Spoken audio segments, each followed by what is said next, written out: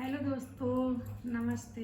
मैं शिवी शुक्ला यूट्यूब में आप लोगों का स्वागत करती हूँ और उम्मीद करती हूँ कि आज मैं एक आप लोगों को कार्तिक मास की कहानी सुनाने जा रही हूँ। तो बहुत पसंद आएगी, बहुत अच्छी कहानी सुनाऊँगी मैं। अगर पसंद आए तो लाइक, कमेंट और सब्सक्राइब करना नहीं भूलिएगा और अपना प्यार और आशीर्वाद यूँ ही हमको देते रहिएगा। तो आप लोग कहानी सुनिए। एक ब्राह्मण होते हैं, एक ब्राह्मणी होती है। तो कार्तिक मास में वो दोनों लोग गंगा जमुना स्नान करने जाते हैं। डेली वो 15-20 किलोमीटर नहाने जाते हैं। गंगा जी नहाते, जमुना जी नहाते हैं। उनका रोज का 1 महीना जो कार्तिक मास चलता है वो हमेशा डेली नहाने जाते हैं, पैदल दोनों मियाँ बीवी। तो उनके कोई बेटा बेटी नहीं होता है, मियाँ बीवी रहते हैं। सुबह निकल जाते हैं नहाने टाइम और वहाँ से जब लौट के आते हैं तो घर में आके अपना वो सारा काम करते हैं। झाड़ू, बर्तन, खाना पीना सब काम करते हैं। 1 महीना का दिन बहुत होता है और दोनों लोग ऐसे जाते हैं, ब्राह्मण और ब्राह्मणी। तो ब्राह्मणी जो है वो काफ़ी थक जाती है क्योंकि बड़ी दूर जाती थी वो गंगा स्नान करने। जब वहाँ से लौट के आती तो घर में सारा काम पड़ा रहता, फिर वो सारे काम में लग जाती। तो एक दिन वो ब्राह्मण से अपने कहने लगी कि काश मेरे भी बहू होती तो घर में सारा काम करती और मैं आराम से आके नहा वहा के खाना खाती और आराम करती, मेरे हाथ पैर दबाती, कपड़े धुलती। ऐसे डेली वो कहती ब्राह्मण से। तो एक दिन ऐसी तरह बात कर रही थी तो ब्राह्मण देवता ने कहा कि चलो ठीक है, अब आज हम तुम्हारे लिए जा रहे हैं, बहू लेके आएंगे। तो ब्राह्मणी ने कहा कि सारे लोग तो हमको ताना मारते हैं ब्राह्मण देवता, अब आप भी ताना मारने लगे हैं। जब मेरे बेटा ही नहीं है तो बहू कहाँ से आएगी।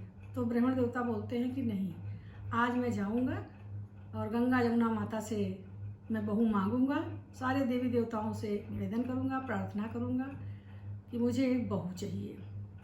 ब्राह्मण देवता कहते हैं अपनी ब्राह्मणी से कि मेरी तैयारी करो और मैं आज जाऊंगा। तो अपना जो सामान होता है वो बांध देती है ब्राह्मणी रास्ते में खाने पीने के लिए, क्योंकि उस दिन वो नहीं जाती है, गंगा स्नान करके चली आती है, फिर वो निकलते हैं। तो आटा बांध देती है और जो चीज़ है अपना खाने पीने की वो सब चीज़ बांध देती है। ब्राह्मण देवता घर से निकल लेते हैं। तो चलते चलते काफ़ी दूर चले जाते हैं तो एक नदी का किनारा मिलता है। वहाँ पे सब बच्ची लोग अपना वो बना के घरौंधा वरौंधा खेल रही होती हैं, सारी लड़कियाँ खेलती रहती हैं। तो ब्राह्मण देवता की उधर निगाह पड़ती है तो वहाँ जाते हैं तो वो देखते हैं कि सारी बच्चियाँ खेल रही हैं। तो उसमें जब जाने का टाइम होता है, शाम का टाइम, तो वो घर बिगाड़ने लगती हैं, जो ज़मीन में खचा के बनाए रहती हैं वो बिगाड़ने लगती हैं कुछ उनकी सहेलियाँ। तो वो कहती है, एक बेटी कहती है कि नहीं नहीं, मेरा घर मत बिगाड़ो, मुझे घर बसाना है। तो कहती नहीं, घर बिगाड़ो। तो कहती नहीं, मुझे घर बसाना है। तो ये जो ब्राह्मण देवता हैं ये दूर से सब सुनते रहते हैं कि बच्चियाँ आपस में क्या बात कर रही हैं। तो वो जो बच्ची कह रही थी कि मुझे अपना घर बसाना है, तो फिर वो शाम होती है तो अपने घर जाने के लिए निकलती है। ये ब्राह्मण देवता उसके पीछे पीछे चलते हैं तो जाके अपने घर पहुंचती है।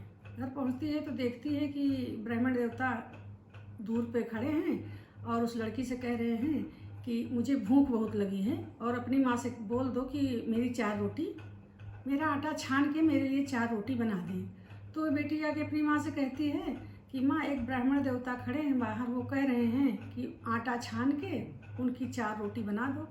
तो माँ हंसती है, कहती है कि अरे जहाँ सब लोग खाएंगे वहाँ 4 रोटी ब्राह्मण देवता भी खा लेंगे, जाके बोल के आओ। तो बेटी जाती है, कहती ब्राह्मण देवता मेरी माँ बोल रही है कि जहाँ सब लोग खाएंगे वहाँ 4 रोटी आप भी खा लीजिएगा।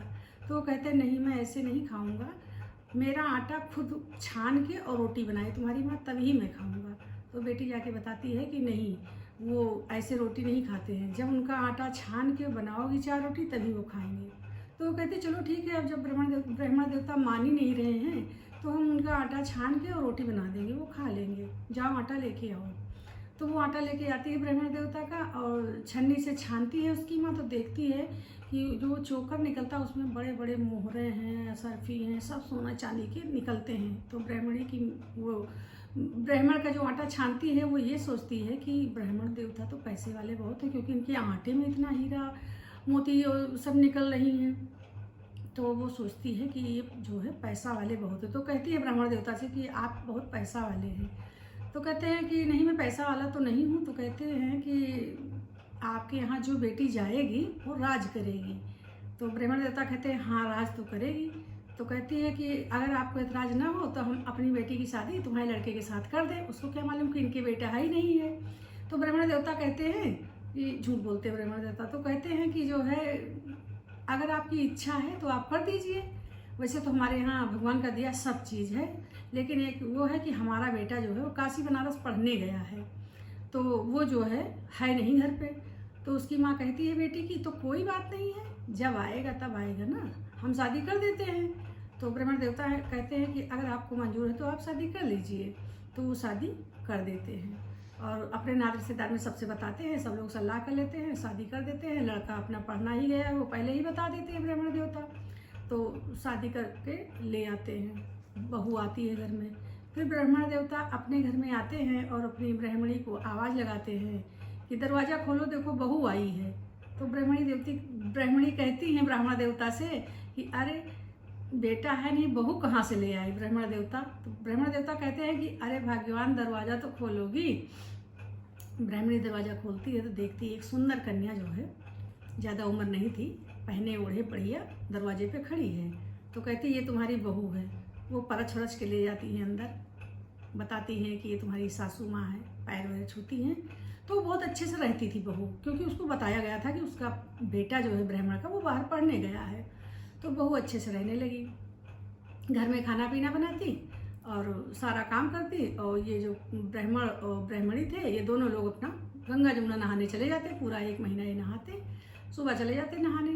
तो ब्राह्मणी ने अपनी बहू से कहा कि बेटा तुम कभी पानी का मटका और चूल्हे की आग कभी बुझने मत देना। घड़ा हमेशा भरा रहना चाहिए और चूल्हे की आग हमेशा जलती रहनी चाहिए, मतलब दबाए रखना, बुझे नहीं। तो वैसे करती थी। ऐसे बीतता गया भाई, थोड़े 1 साल 2 साल 3 साल बीतता गया। वो अपना बच्ची बनाती खिलाती और ब्राह्मणी की सेवा करती, कपड़ा धोती, पैर दबाती, बड़ा खुशहाल ज़िंदगी चल रही थी। सब लोग बड़े खुश रहते थे। तो एक दिन क्या हुआ, चूल्हे की आग बुझ गई।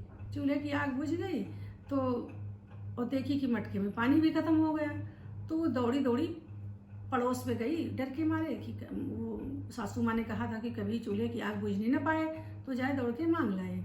तो वो दौड़ के पड़ोस के घर गई तो बोली कि जो है हमको आग दे दीजिए, नहीं तो मेरी सासू माँ आएंगी तो गुस्सा होंगी। तो पड़ोसन कहने लगी कि ऐसी ऐसी बात है और तुम्हारी सास आएगी, गुस्सा क्या करेगी। तो उसने जो है ये सब बात बता दिया कि तुम्हारे सास के बेटा है ही नहीं। तो वो बोली नहीं, ऐसे कैसे हो सकता है, मेरे ससुर ने बताया था, सास भी बताती हैं कि वो बाहर पढ़ने गए हैं, थोड़े दिन में आ जाएंगे। तो बोली कि तुम्हारी सास झूठ बोल रही है, ना तो बेटा है ना बेटी है, कोई बच्चे है ही नहीं। वो बोली नहीं, ऐसा नहीं हो सकता। बोली ऐसा ही है, बेटी भी नहीं है बेटा भी नहीं, कोई संतान नहीं है ब्राह्मण और ब्राह्मणी के। तो उसके मन में भी ये बात आ गई। तो बोली कि तो क्या करें। तो बोली जाओ आज तुम पूछो कि कहाँ गए, हमारे पतिदेव कब आएंगे। आग लेके आती है, चूल्हा जला देती है और मटके में पानी भर देती है। वो सासू माँ आती है उनकी, जब नहा के गंगा स्नान करके, तो पूछती हैं, खाना अच्छे से नहीं बनाती है। तो कहती है कि वो मुंह फुला के बैठी रहती है, अपना बर्तन झाड़ू भी नहीं करती है, सब ऐसे पड़ा रहता है। तो सास कहती है कि अरे आज काम ठीक से क्यों नहीं किया। तो कहती कुछ नहीं, ऐसे ही। तो चलती वो सास कहती चलो कोई बात नहीं, बच्चा है अपना, नहीं की होगी। दूसरे दिन फिर वो नहाने चली जाती हैं। जब वो नहाने चली जाती हैं तो वो जाके पड़ोसन से फिर बताती है कल मैंने ऐसे किया था और अब क्या होगा। तो वो कहती है आज जाओ तुम बनाना, कढ़ी फुल्की बनाना, खीर बनाना, और जो कढ़ी की फुल्की है उसको खीर में डाल देना और खीर उठा के कढ़ी में डाल देना और रोटी खूब जला जला के बनाना। कहीं मतलब सब काम अपोजिट करना। तो उसी तरह बनाती है। तो फिर जब वो आती हैं ब्राह्मणी, बहू के पास जाती, कहती बहू खाना लाओ, भूख बहुत लगी है। तो वो जली जली रोटी देती है और वही खीर और कढ़ी देती है, एक दूसरे में कड़छुल चिमचा डाल के उल्टा सीधा परोसती है। खीर देती है, उसमें कढ़ी की फुलौरी पड़ी होती है। तो सास कहती है कि आज कैसे खाना बनाया है। तो वो कहती है कि जो है कैसे बनाया है, कि रोटी जली जली बनाई हो, एक दिन खा लोगी तो तुम्हारा कुछ बिगड़ नहीं जाएगा, जली ही रोटी खा लो।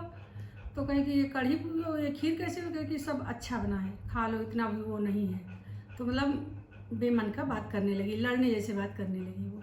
तो फिर क्या होता है कि वो उस दिन तो कुछ नहीं बोलती हैं। फिर दूसरे दिन दोनों लोग नहाने चले जाते हैं।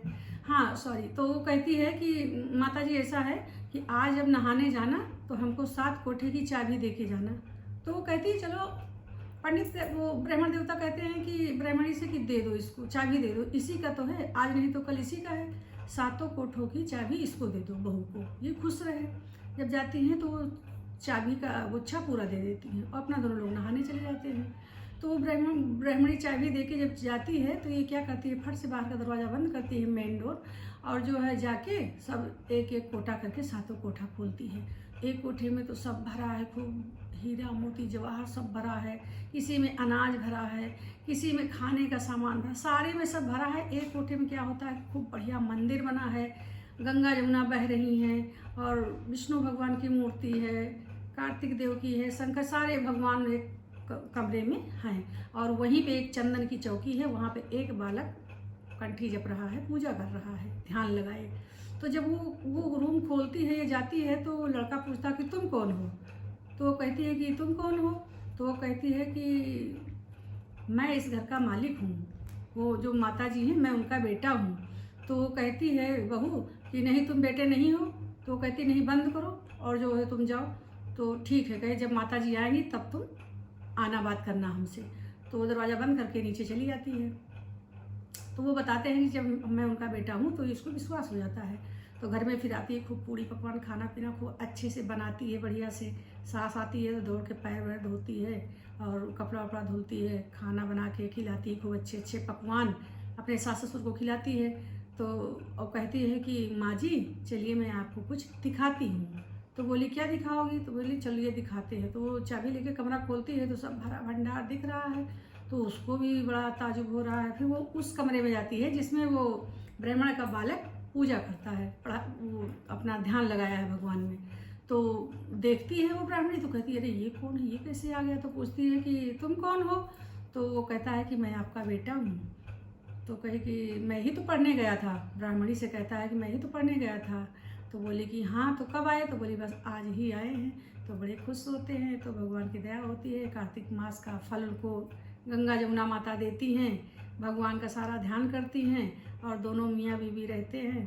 तो कार्तिक मास में जो लोग नहाते हैं तो उसका बहुत बड़ा फल भगवान देते हैं, बहुत पुण्य का काम होता है।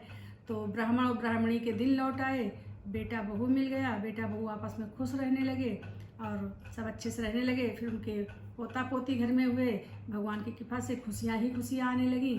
तो भगवान ने जैसे उनके घर में खुशी दिया है वैसे भगवान सबको खुशी दें। बोलो कार्तिक भगवान की जय।